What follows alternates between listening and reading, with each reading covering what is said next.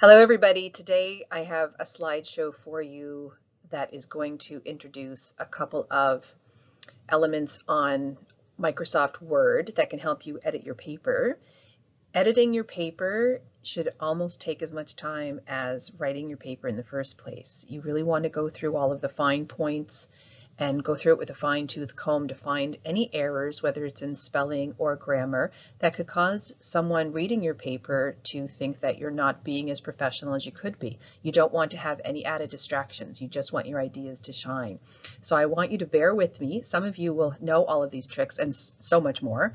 And for some of you, it might be just a review, and for others, you could really learn a couple of these tricks to help you out.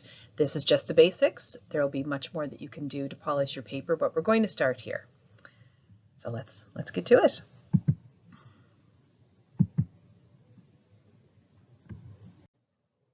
So you will see that I have taken a screenshot of my Microsoft Word, and all of the buttons are up here. Yours may look slightly different if you're using the online version of Word, but most of the icons will appear. You'll just have to experiment a little bit with yours.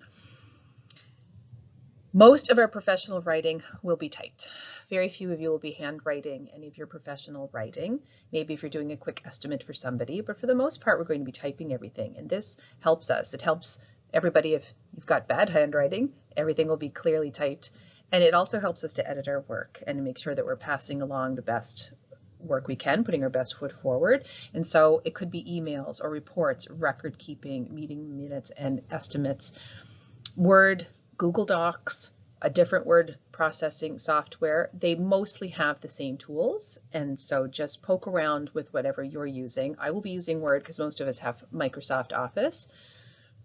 And we'll see where we can get some help.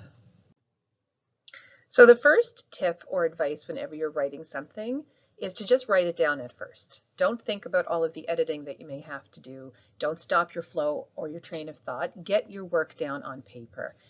For some people, that's the hardest part, is getting it down. And so don't mess with your flow. Get all of it down and typed. Don't stop to correct. This is the drafting phase. We just want to get it from our heads down onto paper. But then eventually you have to edit it. And here are some of the key icons to make sure that you're using. This review icon here and this editor will take you to roughly the same places, and it is going to check your spelling and your grammar. There's a few other surprises that I can show you also. And it is just one tool, but it is a really important first tool. So let's take a peek at them. So by clicking that review button or the editor, you're going to find this pane come up. I would like for you to get in the habit of always running your document through spelling and grammar check. It is not 100% foolproof. As a matter of fact, it is not my favorite. It seems that older versions of this spell check were much better at catching some errors, but this has some more tools with it and it might balance out. Always proofread, ask a buddy to proofread, a mentor or peer, but this is a really good first step. When you click it or click editor, this bar will appear and it will show you how many errors that you have in spelling and grammar. And I've created a little scenario here where we can see how that works out. So here I have created a little bit of writing with purposeful misspellings or some grammatical errors, but it does have truth behind it. Word will usually underline spelling errors for you in red, and the grammar errors are usually underlined in blue.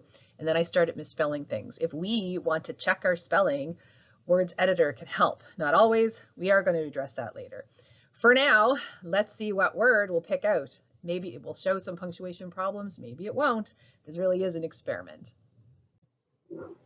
So here I've drawn some lines to show you there are some spelling issues. And it just shows us that there are 6 spelling issues and 3 grammar issues. It did highlight in blue the grammar, and we've got some spelling problems in here as well. So Word does usually underline spelling errors, and you can change the language. If you're writing in French, if you're writing in Spanish, you can change the language in the options for picking up the different spelling errors. We will be using English here. If we want to check our spelling, so you can see that it has underlined spelling. And when I click on that word spelling, I can just use my cursor and click on it. It will show me the correct spelling of spelling, and it'll give me some options. I know my face right now is obscuring what some of the options were, but it will show you some of the options, and if you just click on that, it will fix it. You can also choose to ignore the issue. Word doesn't have every word spelling of the world in there, and sometimes things are spelled purposely incorrectly, or it could be the name of a song title or a particular business that has a cute little spelling for a word. It's not going to be able to pick up on that. So you can hit ignore to ignore that word once, and it sort of adds it to its dictionary so that it won't highlight that one again as misspelled. Or you can hit ignore all, and if it sees it ever again in that document, it's going to ignore it completely. And so you just click on that choice and Word will fix it for you. And the same thing goes for grammar. Grammar, including the punctuation, it'll usually highlight it in blue. This one has a spelling error, and it is going to highlight that as well. There's some grammar issues in here, and so the same thing happens. You will be able to click on either all the grammar issues over here in this panel, and it will highlight them for you in your text, or you can go one by one in what they highlighted and click on it after you've hovered over it with your cursor, and it will show you the choices that you could have meant, and then you can click on that and it will fix it for you. Punctuation can be a different story. I don't find the word algorithm is the best at picking out if you are in need of punctuation, but it will do the basics.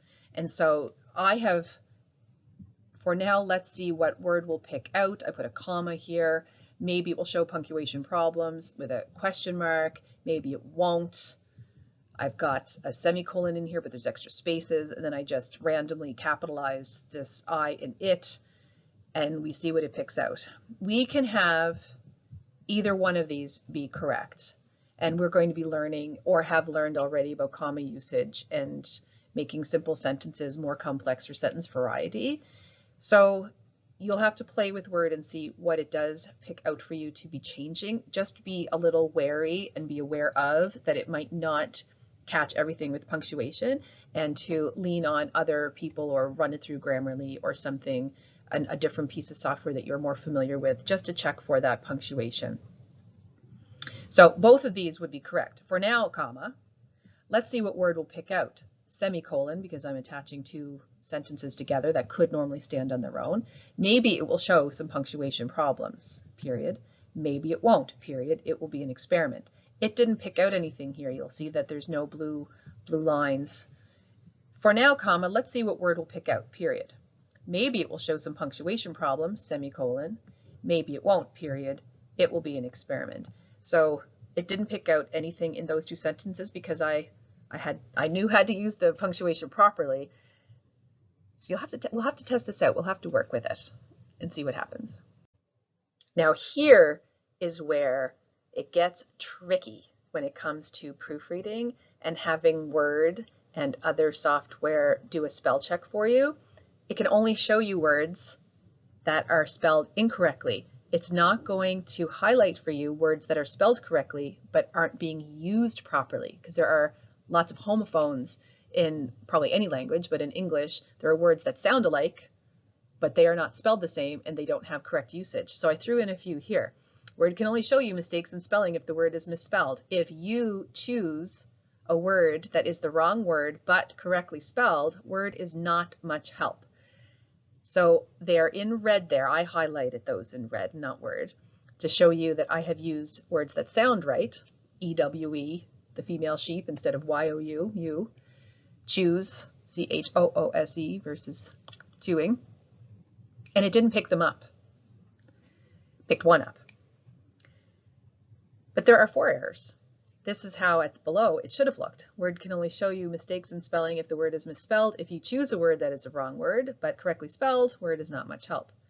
So after you run everything through Word spell check and grammar check, it really is helpful to have a peer or a trusted person or an advisor of some sort looking through your work again for those mistakes, because you could just imagine if you've passed in something professional to an instructor, a professor, your boss, a colleague, someone you're writing an estimate for, a client, and they see all those words that are the wrong usage, they may think less of your work.